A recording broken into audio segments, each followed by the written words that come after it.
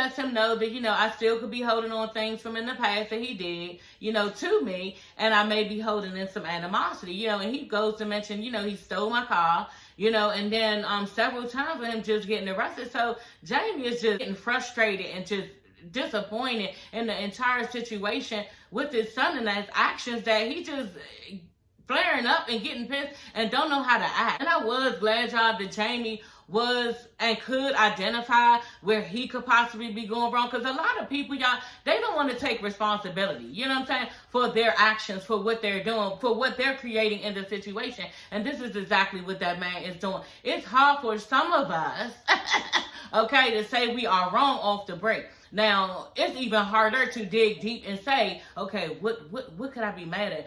Why are you doing this? To try to understand himself and the things that he is portraying onto his son that could be detrimental and harmful to his child. Because the therapist let him know, yeah, you've bent up a lot of anger and disappointment, from everything that's been going on. You just need to dial that back a little bit. You need to just stop. And some people need to be told that, I don't understand how Jamie didn't know, you're not supposed to be going off with and on your son like that. When it gets to that moment, I don't know. I know for me and my son, when it gets to a moment, either he's really, really heated and he's going off, or I'm really heated and I'm going off. Both people at the same time are not going, because both people, they can't be frustrated like that. It's going to end all bad. You know what I'm saying? But so for me, personally, that's what I'm saying. When I be ready to go off on my son and I go off on him and I do not say hurtful stuff, you cannot do that. I'm telling y'all, don't do that. Because it's a way that you can get across your point without doing all that. But the thing about it is, it still can't be both parties off the, because it's going to be all bad. And we've already been down that road of it going that way. And I just know that when I can see him real upset and he's frustrated and getting mad and pumping up and all this other shit, I know I'm not going to take that same energy, you know what I'm saying? Because with both of us having that same energy, it helps nothing, and it's just, nothing is getting accomplished. What I say, if he gets like that, you know what? Damn, he was really, really pissed about that. I'm looking at him in the moment damn, you are really fucking mad. You understand? And when I'm really fucking mad, he looking at this bitch crazy. Okay, yeah, she means what she's saying, and she's tired, and I need to do something about this. And then you might can see some change, but both of y'all going back and forth chick for that like that, it just don't make no sense, you know what I'm saying? And nothing is getting accomplished because both people are really, really mad. But when somebody is really, really mad, the other person just shouldn't be. That's just how it goes, And I could be wrong and need counseling, but that's how me and my son do it. That's just it. So the doctor asked Lil Jamie, what's in your way of blocking you from being a better person, And Lil Jamie is just sitting there and he's not even saying that. He just not even knowing how to answer the question. Yeah, the therapist is just you, okay? The work starts with you being consistent, accountable, and real. That's where it starts at. Lil Jamie in his confession are going to say, oh yeah, I've been hearing this all my life, all my adulthood life, but it's just different. Okay, I can understand that. It's just different from here. In the way that he said it, in the way that he presented it. Okay, but that's just a smack in the face to a parent. Damn, I've been saying the same shit for all of these years, and then we come here this one time and you get it, okay? Girl, but this is what happens, y'all. It's just coming from another black man, for one. Kudos to y'all for doing that, okay? It's coming from a therapist, somebody who he respects. You know what I'm saying? And then somebody who is relatable. You understand? So I was just glad for Lil Jamie that he could get the message, okay? And that's exactly what he got, okay? And the other reason, y'all, while it was acceptable from this man, is because it wasn't them telling him. You know what I'm saying? It was a whole nother person looking from the outside in. And they just accepted better. This is how it goes. These are more acceptable of other people on the outside request than, their own parents. Think about it, y'all. They do what the football coach say, the cheerleading coach say, the tennis coach say, you know what I'm saying? People at their school, you know what I'm saying? But the minute it's you, it's all different. You know what I'm saying? That's just how it is. So y'all, Quick and Ashley are talking to their son, their 14-year-old son. He has gotten suspended from school, And Quick is trying to give him a little pep talk, of what he should have did or how it should have went, something like that. I really don't know the point of what he was even saying, because I'm with Ashley. You know what I'm saying? Yeah, I don't see what he did wrong. Quick and Ashley's son is explaining how, he set his jacket on a chair, and when he come back, it was gone. Then he went to find a little boy, And when he found the little boy with his jacket, he took his jacket back. You know what I'm saying? So that ended up in a fight. So he ended up getting suspended. And what the hell did they suspend him? It's just one of them things at school, how they trying to suspend. Oh, well, we're going to just go ahead and suspend both parties because we don't know how it started. Bitch, I'm telling you how it started and what happened. You know, and they don't want to hear it. And that's just how he got suspended. That's how I already done been through that. Dumb. So anyway, yeah, and so Quick is telling him, you know, which is good advice, but really like, okay. Cause I don't know how else he was supposed to defend himself by just going to get his shit back. You understand? Quick is like, well, what if the little boy had a gun in his bag or some drugs in his bag?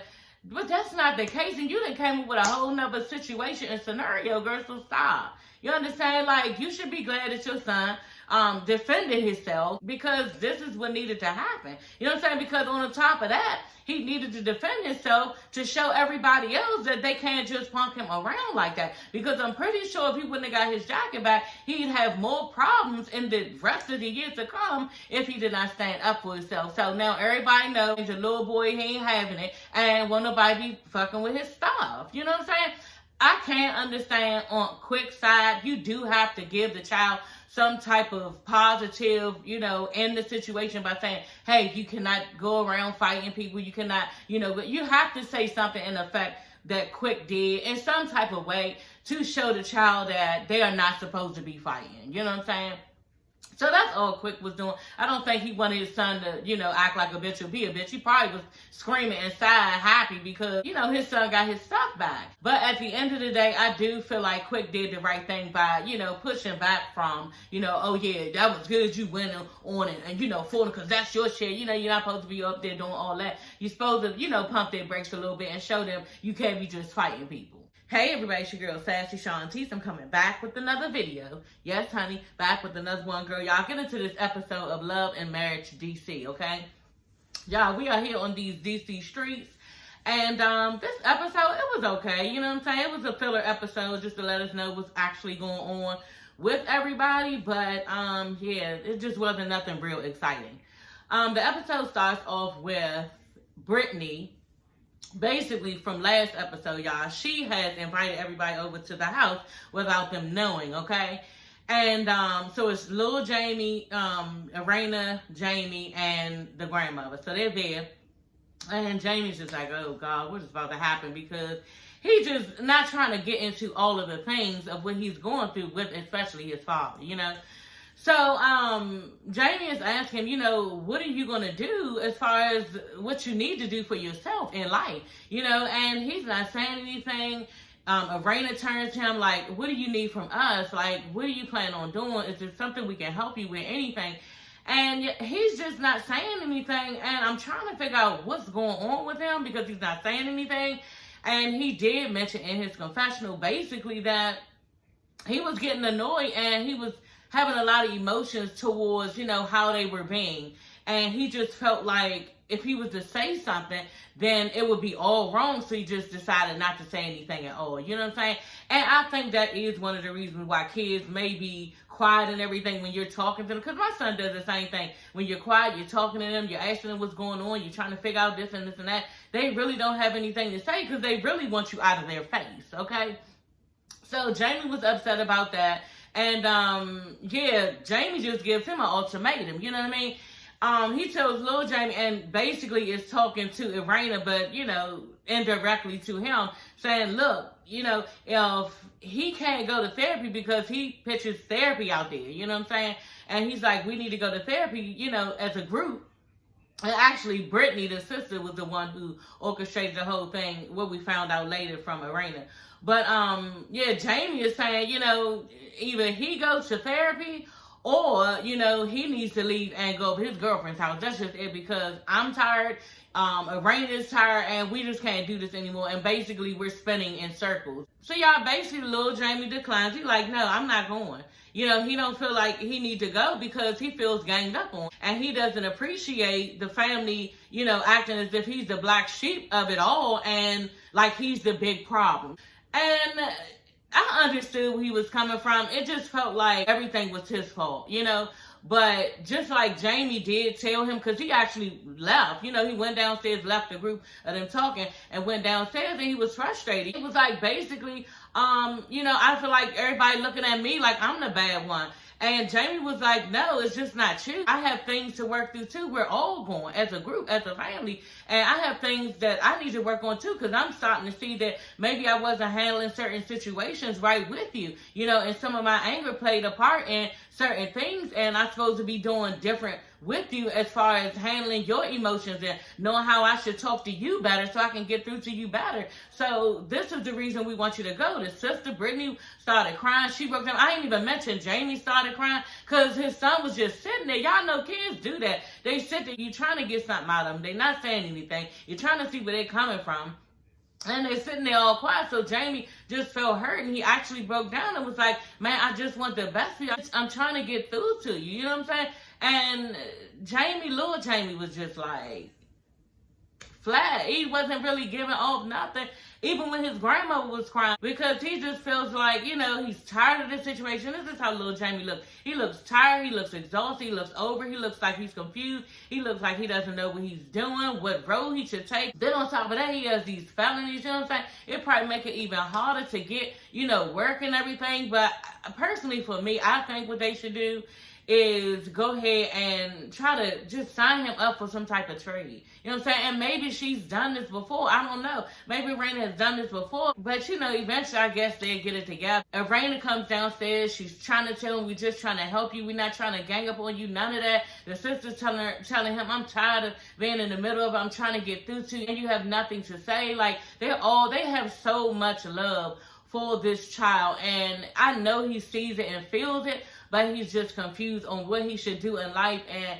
I think everybody goes through this. You know what I'm saying? Maybe it doesn't last as long as his does, little Jamie's does. But I think we all have been there where, damn, I don't really know what road to take. I don't know what to do. Okay, should I do this? Should I get that? He has been stuck in this moment for some time. And, you know, it's really starting to get to him and be a lot. And he feels weighed down by the situation. You know what I'm saying? So I was glad that he went on and, you know, accepted the request for them to go to the therapy. And I was so glad, y'all. This is going to be a pivotal moment in his life. And it was. So, y'all, Joy is meeting with Sharelle. And okay, for what, y'all? Joy was walking to the restaurant. And she was like, I really don't feel like meeting her. And I'm just like, exactly, y'all. She was dragging her feet. I was like, for what? Like, what is the point, you know? But they're on reality TV, so they have to do it, girl. So they're there, and basically they're trying to figure out, you know, Sharelle's trying to figure out, you know, why do you have a problem with me? And Sharelle was like, I don't. You know what I'm saying? The other thing is the other party needs to be here. Your husband, okay, needs to be here, because that's the one that she really don't care for. There really was no resolve in this conversation because, yeah, she don't have a problem with you. She got a problem with your husband. Sharelle begins to tell Sharelle that, you know, and Raina told her that, you know, you called my husband Shady. So Sharelle basically made it out to be like she was mad because, you know, somebody called her husband Shady, you know, and Sharelle wasn't really trying to get into anything with Joy about it because it wasn't her business as far as she's concerned. Now, Joy did let us know why she was still mad at him from, 6 years ago? But I don't understand why. And I can't even help but to think that this is a storyline for her to carry out, because there's no reason. I think it was 6 years. There's no reason for somebody to still be mad because you was the leading person in the group, and now the group is no longer, the band was broke up. Basically saying how 2 of the band members left, and they had 2 other band members to come on. And, you know, they did a tour. It was really, really nice with the 2 new band members. And they was just, you know, the show was fire. And Sharelle's husband, Black, wanted them to come back, the 2 people to come back into the group. And I'm guessing, you know, the rest of the group, at least Joy, was like, no, we don't want them back, you know. And he was like, well, basically, I'm leaving if, you know, they can't come back. And so that's how the group ended. You know what I'm saying? And she real salty about it. And okay, like, for real, like, and I guess that's why Sharelle is not making a fuss over the situation, because if that's all you mad at, bitch, that's on you. And the problem lies, y'all, with Joy and Sharelle. Basically, Joy, you sat at that table, you said everything else, but the fact that you called this man shady, because that's basically what you was doing. You was calling him shady, and they showed it. Now, the part that was puzzling me was this back and forth shit about if Raina or Joy said that he was actually shady. You know what I'm saying?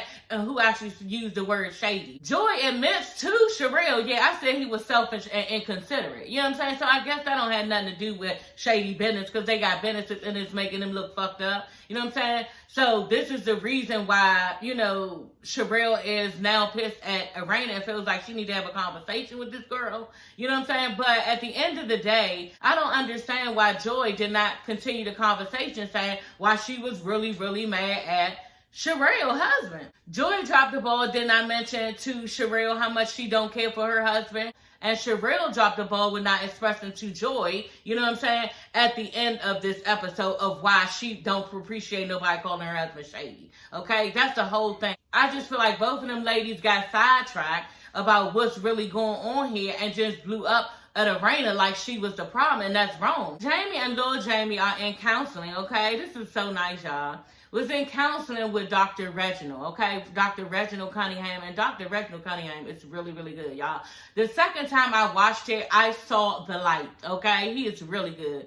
The first time I was just watching it, you know, the second time I had to take notes, and he basically had a positive, you know, resolution to every situation that they introduced to him. You know what I'm saying? He was like, yeah, so basically what's going on? And Jamie lets him know about the verbal altercation that could have gone physical at, you know, Lil Jason's party. And said they was hooping and hollering, all this other stuff. And yeah, Dr. Reginald was like, okay, how do you think you could have handled that a little bit better? Because the thing about that is, you need to push back on that. You need to hold all of that in. You know, you just don't need to be getting that mad. You know, you can control that.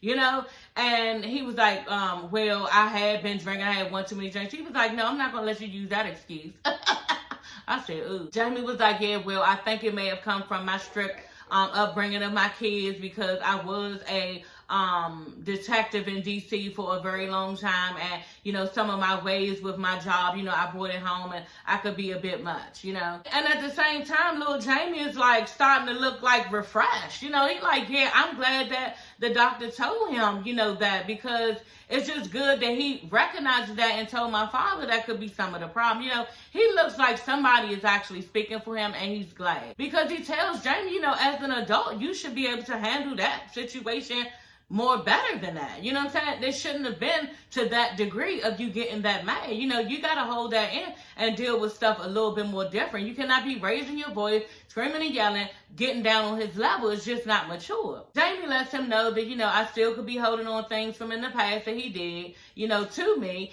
and I may be holding in some animosity, you know, and he goes to mention, you know, he stole my car, you know, and then several times with him just getting arrested. So Jamie is just getting frustrated and just disappointed in the entire situation with his son and his actions, that he just flaring up and getting pissed and don't know how to act. You know what I'm saying? So, and I was glad, y'all, that Jamie was and could identify where he could possibly be going wrong. Kudos to Jamie for that. So y'all, Dr. Reginald excuses Big Jamie out of the room, you know, so he can talk to Lil Jamie about this I don't want to be here comments that he keep making to Raina, you know. And he like, look, this is something I just need to address, and I need to make sure that you are not feeling this type of way. You know, like you're going to harm yourself before you leave here. Are you good? And he was like, no.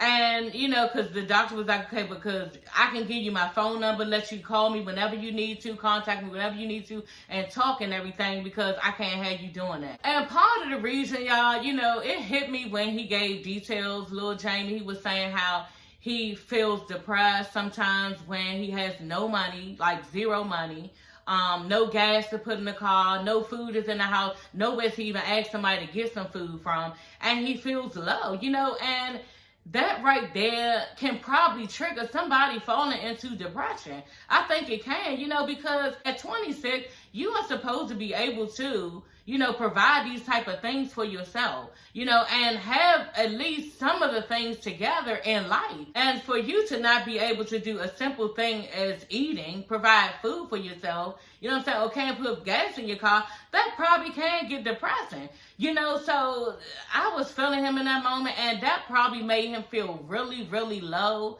and one of his darkest moments is probably when, he's sitting back thinking like, damn, I done made it this far in my life. I got all these felonies, I don't know what to do. I don't know what I like. I've been acting up for this long, and now it comes a time I need to take care of myself, and I don't even know how, so that's one thing the doctor did hit on. He was like, I understand that you're making these, comments that you don't want to be here, and I'm not trying to seem insensitive, but how did you contribute to this situation?